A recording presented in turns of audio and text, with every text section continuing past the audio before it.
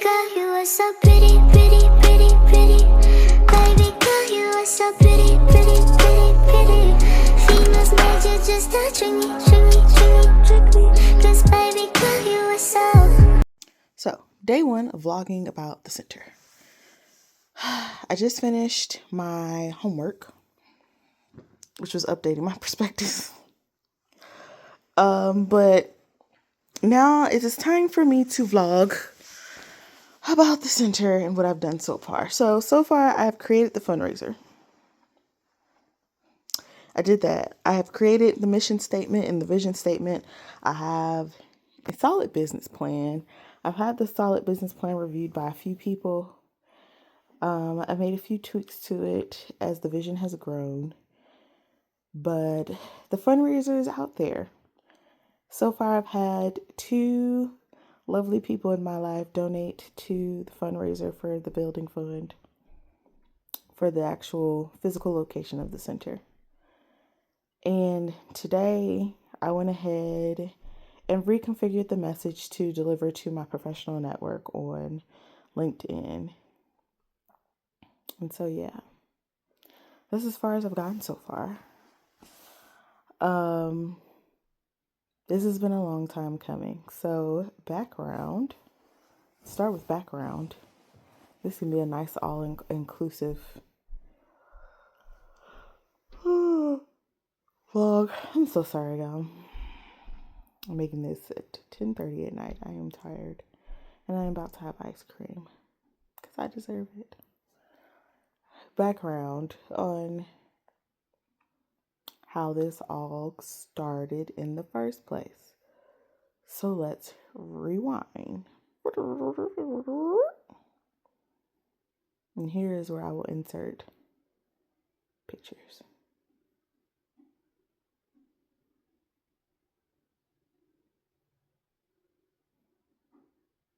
Okay, we're back. So, at this point, you have seen lovely pictures of Brittany in college. Brittany in college spent her time doing a lot of things. Guess not much has changed. The essence of a person does not change, apparently, because that's still how I spend my time. I went to University of North Carolina at Greensboro. Big G. And at that time, I was majoring in anthropology. At the time of majoring in anthropology, I had so many credits that I was able to add on 2 other majors because I started in the International Baccalaureate program in high school and then transferred over all those credits into college credits when I came to UNCG. So I triple majored in anthropology, Spanish, and international global studies. Along with triple majoring, Brittany had 3 jobs, volunteered, and was part of several groups.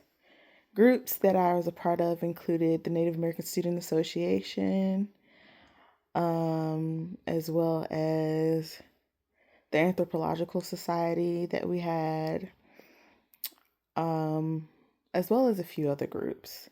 I was a victim advocate on campus, so participated in a lot of the events, such as, I know you send the campaigns about what she was wearing, and things like that. So I was a part of that. I signed up to be a online victim advocate, which means I was actually speaking to victims of sexual assault and doing that type of work. I did a lot. I had to take out student loans to pay for college. I got a partial scholarship, not full. So a lot of it still had to be covered by me. Couldn't afford to live on campus for the remainder of the semesters, except for the first semester. So the remaining semesters, I got student housing as student apartment. So I got a nice student apartment, and I had 3 jobs to pay for it, and to feed me and to cover any other outstanding portions of my tuition that I couldn't cover. And in the time that I spent there, I volunteered with a few different organizations, two of which were the New Arrivals Institute in Greensboro and the Center for New North Carolinians in Greensboro. And I was very endeared by the people and the students and the children that I worked with. And one of my favorite things to do at the New Arrivals Institute was I would come on Fridays, and I was an arts instructor, and we would go through therapeutic art types of experiences. And because that was important to me as an anthropological development, but also as just a human collaboration project, those were some of the best days for me, was those Fridays going to work with refugee and immigrant children and introducing them to different art forms, and seeing them grow. Seeing them grow was very exciting. Emotional. So the seed was planted then for my passion project, which was I wanted to own my own community center. Not even that I wanted to own it, I wanted to create it, but I knew somebody organized and efficient would have to run it and do all the things that I thought were necessary within it, etc., etc. So I went to the dean at the time. I spent a lot of time going to him in my last couple semesters to talk out different theories and ideas. Well, actually, my last 3 or 4 semesters. Whether that be about like my leadership development, or whether that be about matriculating through college or resources, etc. But this day, I went to him and said I wanted to start a community center. And I had a whole proposal set up in my brain that was fully fleshed out, was not fully fleshed out. I think I was like 19, maybe 20, but I want to say 19. So I did not have it together, but I thought I had it together with the knowledge that I had at the time. So I went to him and I presented this idea. And so he asked me a lot of pointed and very great questions that I had not considered, like resource networks, like safeguards that I would have in place for psychological safety, for physical safety, how operations was going to run, who was going to be in charge of different departments, how was I going to do like scheduling, like all of these different laundry lists of things. And I knew then I was not ready. Those weren't things I was considered, nor was I prepared to answer, but I knew that I wouldn't be able to do what I wanted to do to the level of satisfaction that I wanted to do it until I had my stuff together. So after that, I got really into figuring out how to do this. So I wanted to major in psychology for at first I majored in business because I thought it would be an easy master's. Sucked, hated it, not for me. I love business in terms of the operations part, but as far as the nuances like accounting, absolutely not. I will hire an accountant before I will go through that whole gap process, debits, credits, staring at it. I'm not doing it. Mm-mm. Mm-mm. Mm-mm. The financial reports. No, that was not my ministry. That was not my gift. That was not my calling. So, that didn't happen. I went into psychology. That did happen. Got my master's in forensic psychology. Right now I'm doing my PhD in forensic psychology with a focus on criminal justice. I knew now was the correct time. People kept asking me, when are you going to open your own dance studio? Because I am a dance instructor. And I have worked at a studio before. And that space is now lacking in the city. And so people were like, when are you going to open your own studio? I've had several people, I've had almost 10 people ask me when I'm going to open my own studio.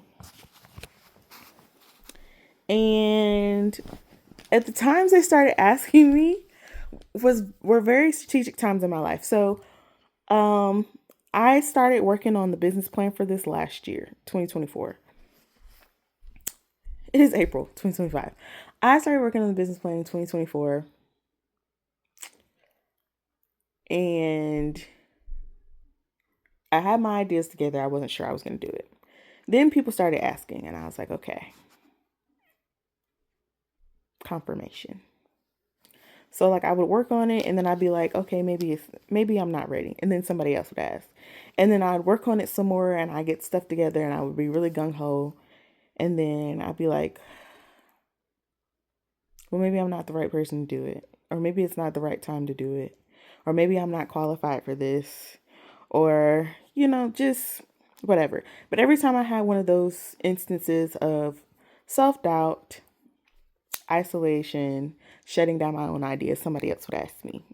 And not only would they ask me, they would tell me exactly why I was qualified or whatever the inhibitor question or excuse was for me to not do it. Somebody would ask me and then back up why that excuse was unrealistic or unnecessary, irrational, etc. And they had not a clue that I was working on this or that these were my questions, nor did I tell them that these things were happening. It's just that divine timing and alignment was perfection. So every time somebody asked and told me why they thought that I should do it, it specifically countered something that I had used as a self-doubt to not do this. And so I say, you know what? I'm going to keep getting hit with this every time I try to not do this. So let me just go ahead and do what I need to do this. So it has been a process. Needless to say, it has been a process.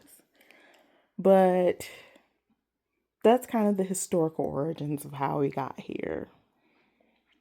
In the rest of the vlog series, I'll break down different parts of the vision, but this is just the historical context behind the vision. So the fundraiser is out. I am 100% confident that people are going to pour into this resource and pour into this business, and I'm going to be able to secure a physical building. I'm also pouring in my own money. So I am invested in this 110%.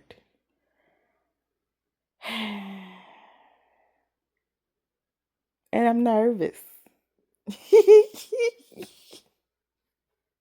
Any signs of reservation are completely because I am nervous.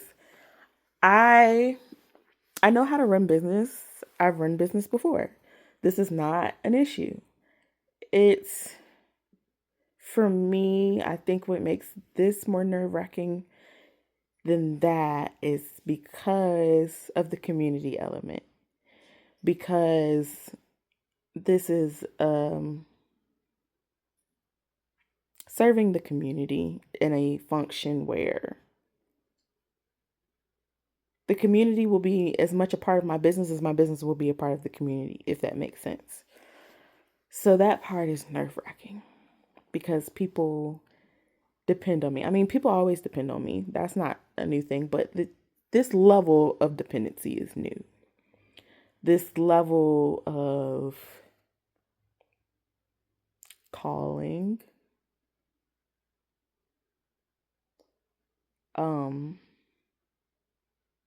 is different, and it's propelling me into a direction where once this thing starts and the ball gets rolling, I cannot turn back. And the ball is rolling, so I cannot turn back. And I'm nervous about that, and I'm nervous about the future, and I'm nervous about what this is going to be like. I'm nervous about the entire process.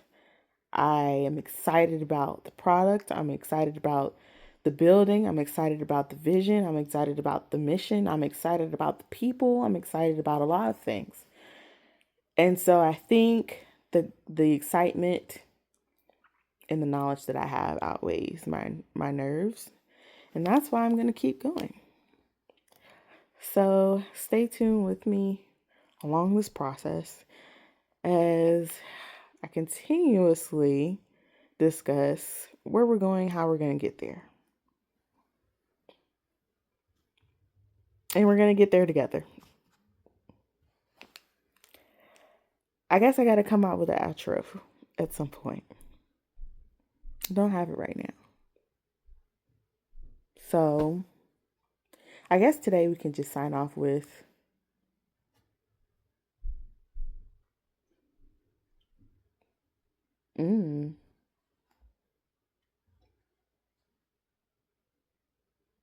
journey to our safe space continues to infinity and beyond, and all those good things, health and wealth, one love, all those great things. And I'll see you in the next installment of the vlog. Baby girl, you are so pretty, pretty, pretty, pretty. Baby girl, you are so pretty, pretty, pretty, pretty. Females made you just touching me.